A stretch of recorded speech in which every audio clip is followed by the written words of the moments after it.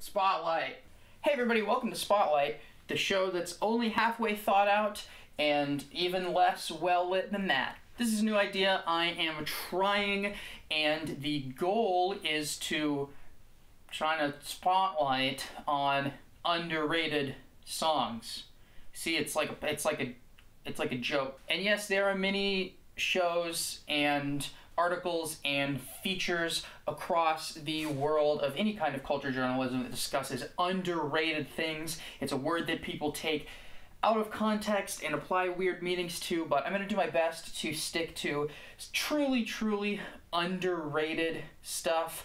I know that there are plenty of artists with deep catalogs full of great stuff, and I'm not really going to tell you that their underrated tracks are underrated on this show. It's not really the point. Could I get up here and say that Slint's Washer or Lana Del Rey's This Is What Makes Us Girls are underrated songs? Of course they are, but they also have legions of fans of these artists and records who worship them. They're just not the most popular or well-liked tracks by those artists. No, the point of Spotlight is more to focus on songs that never got the credit they deserve from bands who maybe never had a hit, maybe never had a song with huge crossover success, or maybe weren't even that successful in their niche or genre, or didn't even have a niche or genre, and just direct your attention towards some really great music.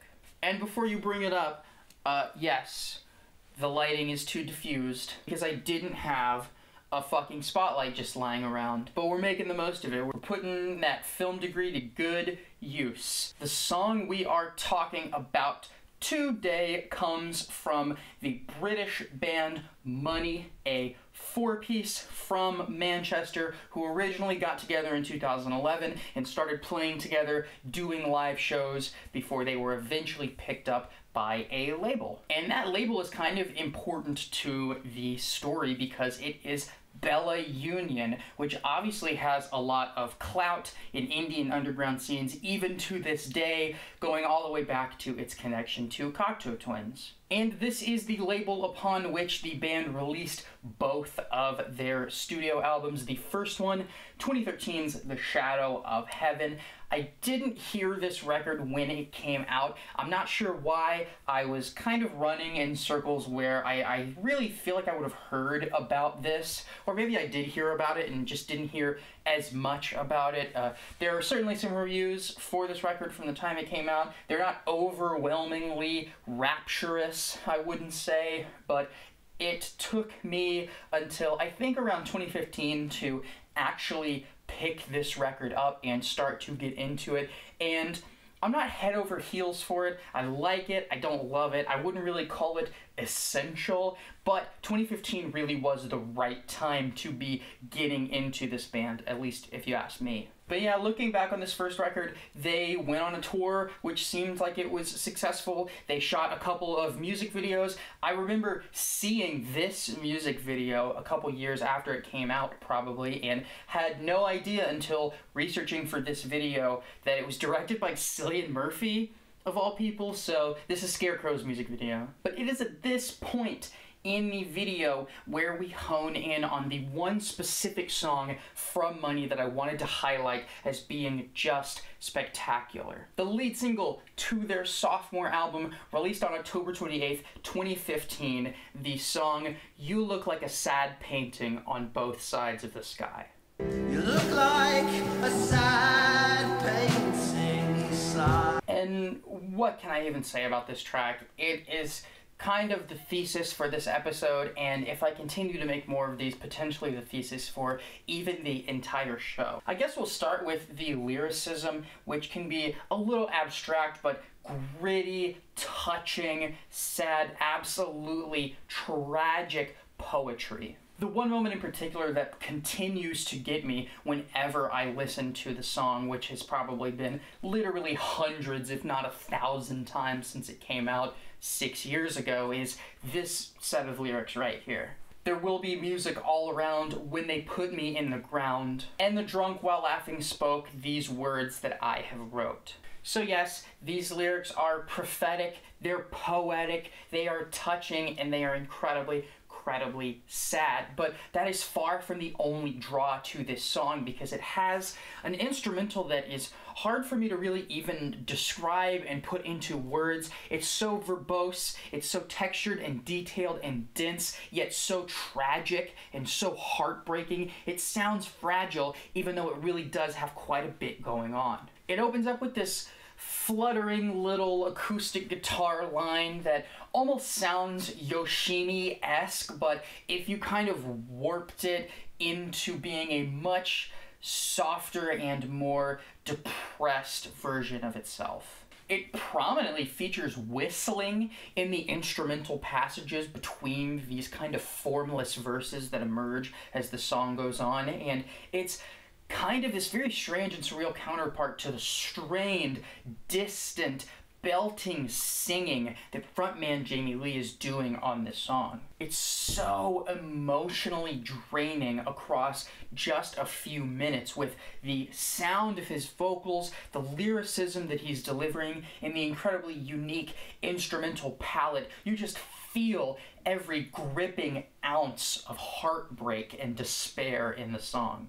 And all of this stuff just comes together. All of these different elements come together in a way that only highlights how depressing and tragic everything is. It's so involved, but it's so sad. It is just this parade of sadness and despair. It is like a symphony of depression. It's kind of surreal like that. So in moments like this, we always try to look at this really good material and explain why is it underrated. And that sometimes is a really easy question to answer, sometimes it's really difficult. And this one is on the difficult side, because obviously this thing was never going to be like a big radio hit, but it had the might of a well-known and respected label behind it. I feel like this thing had the potential to be really, really big in the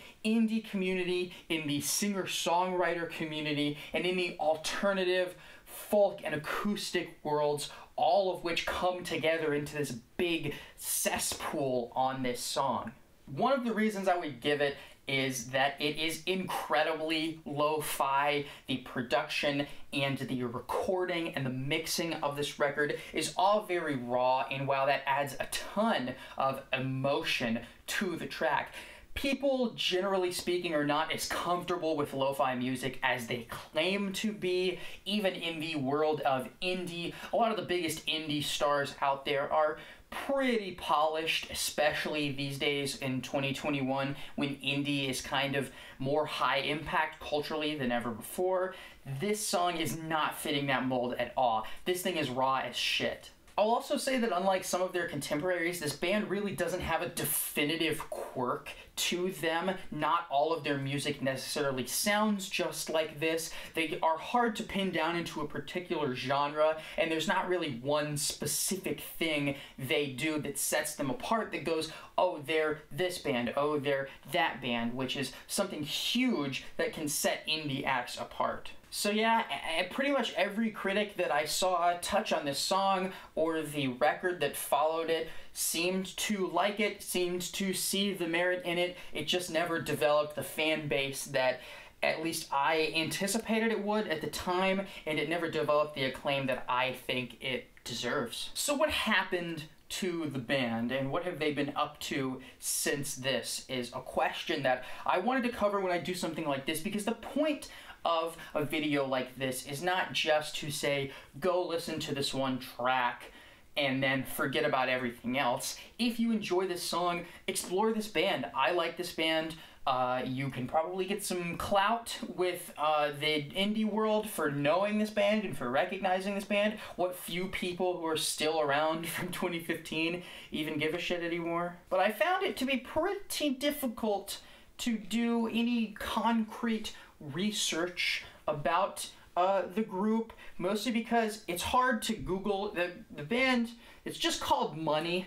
It's just it's hard. And their lead singer is Jamie Lee, and there's literally like this model and actress who's called Jamie Lee Money. So It was a horrible, horrible research topic to pick, and I'm sort of grasping at straws here because the band never had like a confirmed like breakup or separation or hiatus announcement, at least not one that I could find anywhere. Their Twitter account is still active, but it seems to really only be retweeting solo work from different members of the band and other, bands and artists that they have a connection to. They're not really commenting much on the actual imprint band Money itself. And these guys have also been removed from Bella Union's active artists list, or at least they're not on there today. I'm assuming they were at some point, but I think that's probably the biggest indicator that Money as we know it is certainly gone,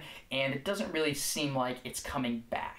The most recent concrete thing I've heard were some Instagram posts Jamie Lee made and some interviews he did both in 2018. He wrote a little piece about Brexit, and he dropped this kind of experimental song that felt like a one-time side piece thing, but in an interview I read with him, he mentioned specifically that he was going to be releasing music at his own pace on his own time when he wanted to, and that certainly seems like the approach he's taken. I suppose there is some potential for a return, though the band's website and merch store are both offline. You can still stream their music on Spotify. They still have their YouTube channel with all of their music videos up that you can go and watch, and I highly recommend it. This is why it's sort of the pilot episode of Spotlight. When I think back on the last 5 years, obviously there's so much great music, so much of which is getting its due, and I just wanted to throw my hat in the ring and say that this song, Money's You Look Like a Sad Painting on Both Sides of the Sky, is great, it is underrated, and I would like to shine a spotlight on it. I will be back at the end of October, the current month, year of our Lord 2021, for the fourth and final update video of the year. It will be a good one. There's been a ton of good shit released in the past 2 months, or a month and change, that we're going to talk about all of it in that video. It's going to be kick-ass. Don't miss it, and I'll see you then.